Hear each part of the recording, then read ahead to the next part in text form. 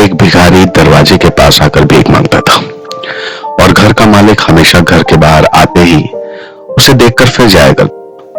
कई बार उसके लिए गालियां भी बकता। वो कहता, जिंदा ही क्यों है, पूरी जिंदगी ऐसे ही भीख मांगेगा क्या, धरती का बोझ क्यों बना बैठा है। और कभी कभी उस भिखारी को गुस्से में इतना कुछ हो जाने के बावजूद भिखारी के मुंह से सिर्फ यही निकलता कि भगवान तुम्हारे पापों को माफ करे। एक बार सेठ को धंधे में बड़ा नुकसान होने की खबर मिली। सेठ बहुत परेशान था कि तभी उसके दरवाजे पर वही भिखारी आया। गुस्से में अपना आपा होते हुए सेठ ने उस भिखारी को पत्थर दे मारा। पत्थर लगने के कारण भिखारी का सर फूट गया और उसके सर से खून बहने लगा। फिर भी दर्द से कहराते हुए भिखारी ने इतना ही कहा, भगवान तुम्हारे पापों को माफ करे। भिखारी वहां से चला गया। सेठ सोच में पड़ गए।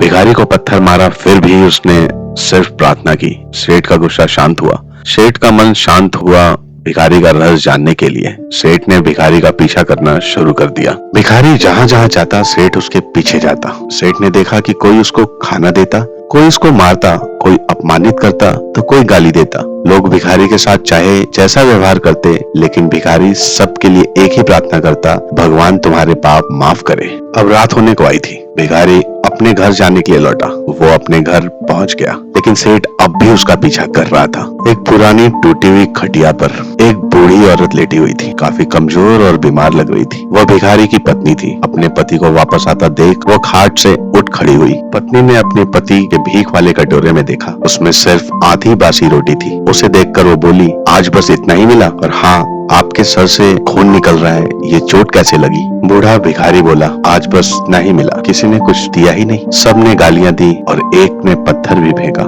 इसलिए मेरा सर फट गया। एक गहरी ठंडी सांस लेकर बूढ़ा भिखारी फिर से बोला, ये मेरे ही पापों का फल है। तुम्हें याद है कुछ सालों पहले हम कितने अमीर थे? क्या कुछ नहीं था हमारे पास हर चीज जरूरत से ज्यादा थी, लेकिन हमने कभी दान नहीं किया। और उससे भी बुरा हमने उस अंधे भिखारी के साथ किया जो हमारे द्वार पर भीख मांगने आया करता था। बूढ़ी पत्नी की आंखों में आंसू आ गए। वो बोली, हाँ, हम उस बेचारे अंधे के साथ बहुत बुरा करते थे, उसका अपमान करते थे, उसे खाने के लिए रोटी की जगह कागज दिया करते थे, उसका मजाक उड़ाया करते थे और कभी कभी मारा भी करते थे। मैंने कभी उसको रास्ता नहीं दिखाया। एक बार मैंने उसके मुंह पर मिट्टी भी फेंकी और वो हमेशा दुखी होकर यही कहता था कि भगवान तुम्हें तुम्हारे किए की सजा देगा, भगवान तुम्हारे पापों की सजा जरूर देगा। उसका श्राप सच हुआ और हम इस दुख भरी जिंदगी में आ गए। भिखारी बोला, हाँ, उसका श्राप सच हुआ, इसलिए मैं किसी को बद्दुआ नहीं देता। चाहे कोई मेरे साथ कैसा भी बर्ताव करे, मैं हमेशा उसके लिए प्रार्थना करता हूँ। मैं नहीं चाहता कि कोई भी हमारे जैसे जिंदगी का अनुभव करे, किसी को भी हमारे जैसे दुखों का सामना करना पड़े। वो नहीं जानते कि वो कितना बड़ा पाप कर रहे हैं, इसलिए अनजाने में हुए पाप की ऐसी सजा किसी को भी मिले मैं नहीं चाहता।